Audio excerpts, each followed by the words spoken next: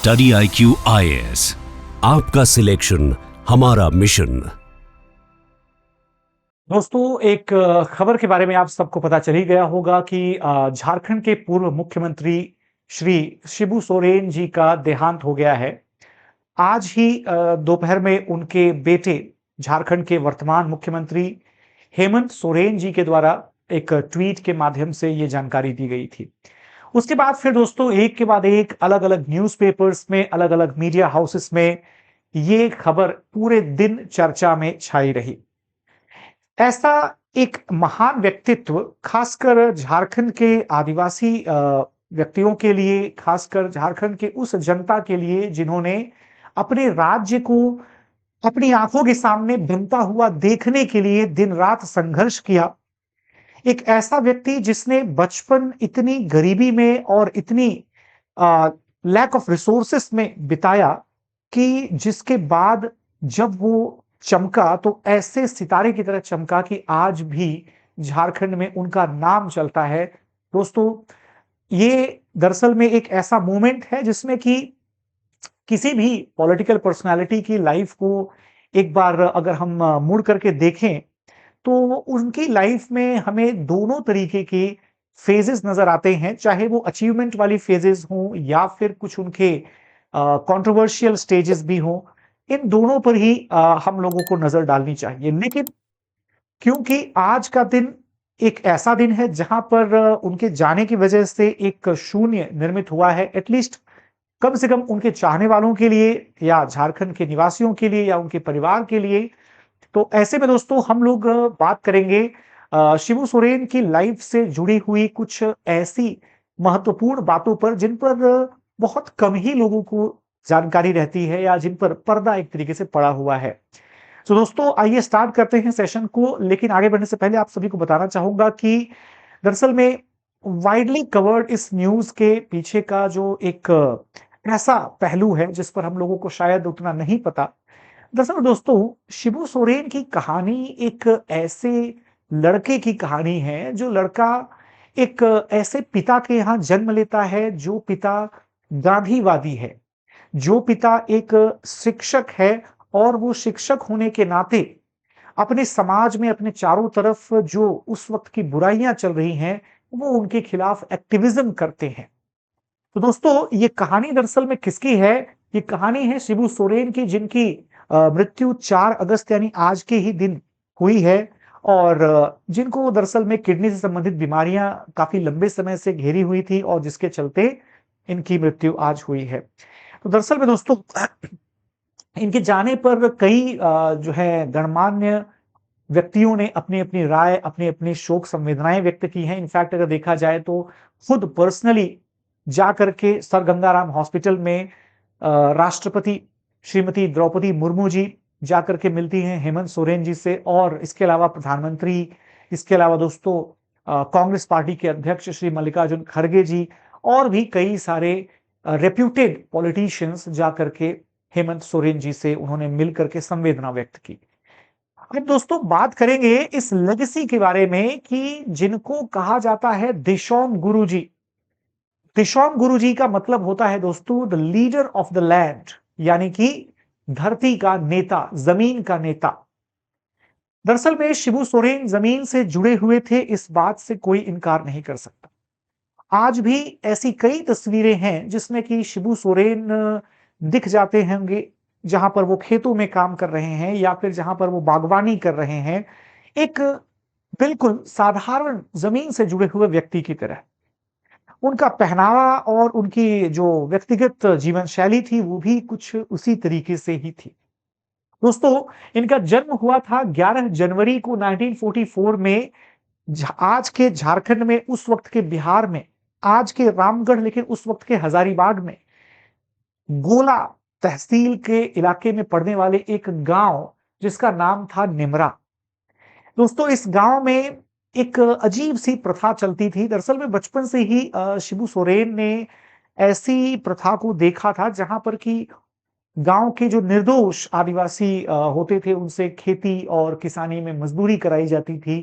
10-10, 20-20 रुपए दे करके उनकी जमीनें वो जमींदार और सूदखोर जो होते थे वो अपने पास गिरवी रख लेते थे और दोस्तों ऐसा सख्ती से ब्याज वसूला जाता था कि पूरी उपज का सिर्फ 1/3 हिस्सा ये मिलता था उन मजदूरों को। दोस्तों ऐसे अगर बात करें तो जितने भी मनी लेंडर्स हुआ करते थे ये 2/3 उपज अपने पास रख लेते थे, ध्यान रखिएगा। अब दोस्तों ये ऐसा अत्याचार था जिससे लोगों का पेट भरना भी मुश्किल था। 15 साल के शिबू सोरेन सिर्फ 15 साल के थे जब उनके पिताजी जिनका नाम था, है ना, शोभरान सोरेन, जो कि एक टीचर थे, एक गांधीवादी थे जैसा कि मैंने आपको बताया। दरअसल में दोस्तों खबर आती है 27 नवंबर 1957 को, जबकि, है ना, लुकैयातान फॉरेस्ट में यानी लुकैयातान जंगल में दोस्तों उनके पिता की गोली मार करके हत्या कर दी जाती है। ये हत्या क्यों कर दी जाती है? क्या गोली ही मारी गई थी या पहले किसी और तरीके से हत्या की गई, फिर उस पे निशान बनाए गए? ये सब खैर पास्ट में हुई घटनाओं में छुपा है और वो आप देख सकते हैं। लेकिन मुद्दा ये है कि इसके बाद क्या होता है? जैसे दोस्तों ये एक ऐसा टर्निंग पॉइंट था ना, जिसके बाद से जो एक यंगस्टर शिबू सोरेन थे, वो अब एक लीडर बन जाएंगे आगे चल करके। वो एक ऐसे विद्रोही, एक ऐसे रेबेलियस, एक ऐसे रेबल बन जाएंगे जिसका अपने लोगों के प्रति एक अलग ही लगाव होगा। दोस्तों शिबू सोरेन जो है वो मात्र 18 साल की उम्र में, ध्यान रखिएगा, संथाल युवा मुक्ति मोर्चा की नींव रखते हैं और यही संथाल युवा मुक्ति मोर्चा ये उनका पहला ऐसा संगठन बनता है दोस्तों जो कि आगे चल करके ट्राइबल राइट्स के लिए अपने तरीके से लड़ाई लड़ेगा। दोस्तों झारखंड मुक्ति मोर्चा जिस संगठन से वो 2025 तक जुड़े हुए थे, हाल तक जुड़े हुए थे, जिस संगठन को उन्होंने अपने बेटे यानी कि हेमंत सोरेन के हाथों में सौंपा। दरअसल में दोस्तों हेमंत सोरेन के अलावा भी अगर देखा जाए तो शिबू सोरेन जी के एक पुत्र थे दुर्गा सोरेन, जिनकी काफी पहले ही डेथ हो गई थी। एक्चुअल में शिबू सोरेन जी का झारखंड मुक्ति मोर्चा के डे 1 से उनका इस पार्टी के एस्टैब्लिशमेंट में योगदान है।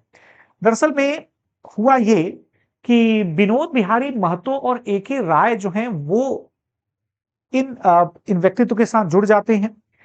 दरअसल में अगर बात करें ए.के. राय और विनोद बिहारी महतो की, ये दोनों व्यक्ति जो हैं अपने-अपने समय के जाने-माने शख्सियत थे। एक लेबर मूवमेंट से जुड़े हुए थे, एक जो है कम्युनिस्ट पार्टी के लीडर थे, है ना? तो बेसिकली इन दोनों ने भी ज्वाइन किया शिबू सोरेन को और 4 फरवरी 1972 का वो दिन था दोस्तों, जिस दिन झारखंड मुक्ति मोर्चा की नींव रखी जाएगी। दरअसल में ये जो नींव रखी गई थी दोस्तों, ध्यान रखिएगा, ये एक बड़ी विशाल रैली हुई थी उसी तारीख को, जिस तारीख में बेसिकली धनबाद में झारखंड मुक्ति मोर्चा की नींव रखी गई थी। मकसद क्या था? मकसद बिल्कुल क्लियर था कि अलग झारखंड राज्य बनाना है। नाम से ही क्लियर हो रहा है, झारखंड मुक्ति मोर्चा। लेकिन दोस्तों ये जो मुक्ति शब्द है, ये मुक्ति शब्द दरअसल में आया कहां से? तो हुआ ये कि जब ये झारखंड मुक्ति मोर्चा की स्थापना होती है, विनोद बिहारी महतो जो है वो अध्यक्ष बनते हैं, शिबू सोरेन जो है वो जनरल सेक्रेटरी बनते हैं। 1987 में जाकर के जब निर्मल महतो की डेथ होती है, जो कि उस समय विनोद बिहारी महतो की डेथ के बाद अध्यक्ष बने थे, तब जाकर के शिबू सोरेन ने फाइनली पार्टी की कमान को पूरी तरीके से अपने हाथ में ले लिया। 1987 से लेकर के 2025 तक, यानी कि दोस्तों लगभग 38 इयर्स तक वो झारखंड मुक्ति मोर्चा के सुप्रीमो बने रहे। तो मैं ये बता रहा था कि इसमें मुक्ति शब्द जो है वो इसका कहां से इमर्जेंस होता है दोस्तों, इसके पीछे एक बड़ी इंटरेस्टिंग स्टोरी है। दरअसल में 1971 में आप सभी जानते हैं कि बांग्लादेश की जो है वो मुक्ति संग्राम, है ना, उसका लड़ाई हुई थी। अब इसमें भारत के सपोर्ट से जो बांग्लादेश के वॉलंटियर्स थे, जो पाकिस्तान के कंट्रोल से आजाद होना चाहते थे, उन्होंने, है ना, एक बंग मुक्ति वाहिनी सेना बनाई थी, जो कि एक तरीके से देखा जाए तो मिलिशिया थी। इस मुक्ति वाहिनी सेना में जो मुक्ति शब्द है, जो आजादी सिग्निफाई करता था बांग्लादेश की, उसी से इंस्पायर्ड होकर के झारखंड मुक्ति मोर्चा, ये जो मुक्ति शब्द है वहीं से आया है दोस्तों, इंस्पायर्ड होकर के, और वहीं से झारखंड मुक्ति मोर्चा की स्थापना की जाती है। ये 3 व्यक्तित्व ध्यान रखिएगा, ए.के. राय, शिबू सोरेन और विनोद बिहारी महतो। ये तीनों व्यक्तित्व जो हैं वो इस पार्टी की स्थापना से जुड़े हुए हैं। दोस्तों, मुक्ति वाहिनी के बारे में जैसा कि मैंने आपको बताया ऑलरेडी, इसी तरीके से शिबू सोरेन जो हैं वो सिर्फ और सिर्फ ऑफिशियली ही फाउंडर नहीं बने झारखंड मुक्ति मोर्चा के, बल्कि उनका नाम धीरे-धीरे झारखंड के, आज के जो झारखंड के इलाके हैं, उन इलाकों में चलने लगा। होता क्या है, उन्होंने एक आंदोलन शुरू कर दिया जिसको कहते हैं धान कटनी मूवमेंट। दोस्तों, ये धान कटनी मूवमेंट की एक बड़ी ही अलग स्टोरी है।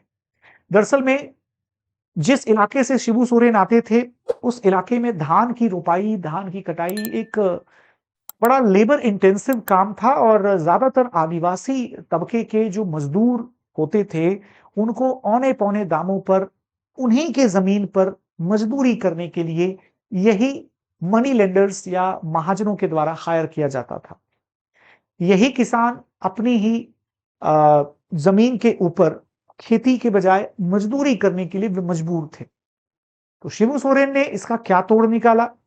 शिबू सोरेन ने इसका तोड़ ये निकाला कि दरअसल में गांव के गांव जहां-जहां पर खेती हुई रहती थी, आदिवासी युवा जो हैं वो जाते थे, हथियारबंद होकर के जाते थे, बाकायदा धनुष तीर लेकर के जाते थे, तलवारें लेकर जाते थे और खड़ी धान की फसल को काट करके ले आते थे।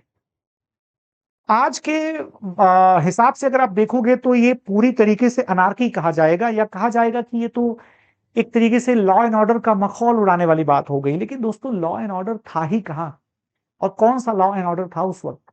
जिस वक्त 10-10 रुपए के लिए पूरी की पूरी एकड़ भर की जमीन को गिरवी रख लिया जाता था या उससे कहीं ज्यादा जमीन को गिरवी रख लिया जाता था। जिस वक्त 1-1, 2-2 रुपए के लिए साल-साल भर खेतों में फ्री की मजदूरी कराई जाती थी दोस्तों। तो कहीं न कहीं हम कह सकते हैं ना कि कोई भी राजनैतिक घटनाक्रम हो या कोई भी आर्थिक स्थिति हो, वो पहले से चली आ रही कुछ घटनाओं का परिणाम होती है। तो यहाँ पर आप देख सकते हैं कि शिबू सोरेन के द्वारा जब ये शुरू किया गया, तो उनके इस कदम का मनी लेंडर्स के अंदर एक खौफ बैठ गया। कई सारे केसेस उनके खिलाफ दर्ज होते हैं। पुलिस उनकी तलाश में जो है वो लगने लगती है, कई लोग मारे जाते हैं, खासकर उनके वॉलंटियर्स और जो लठैत हुआ करते थे, वो शब्द लठैत दोस्तों उस वक्त बड़ा कॉमन था, जो कि लाठी विल्डिंग डिफेंडर्स हुआ करते थे जमींदारों के, वो लोग आपस में भिड़ते हैं और कई लोगों की जान जाती है। शिबू सोरेन के खिलाफ कई मामले बनते हैं। दोस्तों, इसमें एक खास बात ये आप ध्यान रखिएगा कि शिबू सोरेन के जितने भी वॉलंटियर्स थे, झारखंड मुक्ति मोर्चा के जो भी वॉलंटियर्स थे, महिलाओं के खिलाफ कभी भी एक सिंगल ऐसा रिकॉर्डेड केस नहीं आया जहां पर अभद्रता की बात की गई हो या किसी भी तरीके की छेड़खानी की बात की गई हो। कंप्लीट डिग्निटी मेंटेन की जाती थी with in the treatment with the women particularly. तो दोस्तों, ये आंदोलन जो है ना, ये महिलाओं में खासा लोकप्रिय हुआ था। उसके बाद सिचुएशन बदल जाती है दोस्तों, इमरजेंसी का वक्त आता है और इमरजेंसी के वक्त में एक श्रीवास्तव या सक्सेना जी मेरे ख्याल से हुआ करते थे, जो कि उस वक्त इनके इलाके के डिस्ट्रिक्ट मजिस्ट्रेट थे, जिन्होंने सरेंडर करने के लिए शिबू सोरेन को बड़ा कठिनाई से परसुएट किया। फाइनली दोस्तों, शिबू सोरेन जो है वो इमरजेंसी के दौरान सरेंडर कर देते हैं। लेकिन दोस्तों, दरअसल में जेल में रहते हुए भी इनकी लीडरशिप की क्वालिटी की एक स्टोरी बड़ी प्रचलित है, बड़ी मशहूर है। होता यह है कि एक महिला कैदी थी और जो कि आदिवासी नहीं थी ऑफ कोर्स, और तब तक शिबू सोरेन जो है वो आदिवासियों के एक बड़े नेता के रूप में मशहूर हो चुके थे। लेकिन पहली बार जब उन्होंने किसी गैर आदिवासी को देखा, वो महिला काफी दुखी थी, शायद छठ का गीत गा रही थी और जब शिबू सोरेन ने अपने बाकी के इनमेट्स से पूछा कि ये क्या एग्जैक्टली कह रही हैं, क्या मतलब इनको तकलीफ क्या है, तो पता चला कि she was a free lady last year when she celebrated the Chhath, and this year due to certain reasons she was in the jail and could not celebrate Chhath as with her family. तो उसके बाद शिबू सोरेन क्या करते हैं कि सभी कैदियों से रिक्वेस्ट करते हैं, आह्वान करते हैं कि भाई आप लोग एक काम करो, एक टाइम का खाना आप सबको छोड़ देना है और जो भी उससे बचत होगी, सामान जो भी बचेगा खाने पीने का, उससे तैयारी करवाई जाएगी इस बहन की छठ पूजा के लिए।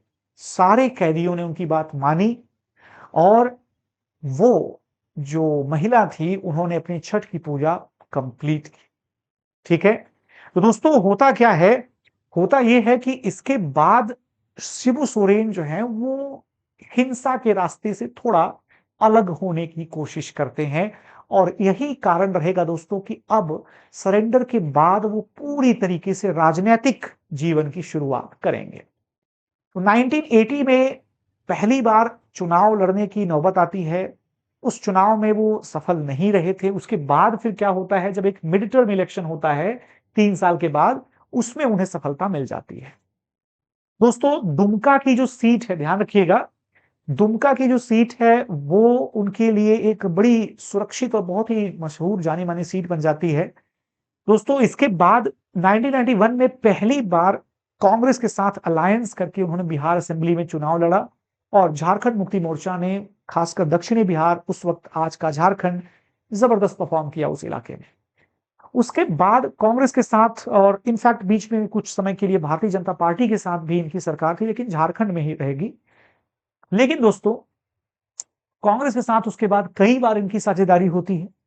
यहां तक कि 2004 में UPA government, doctor Manmohan Singh prime minister थे, उसमें भी इन्होंने एज अ मिनिस्टर ज्वाइन किया।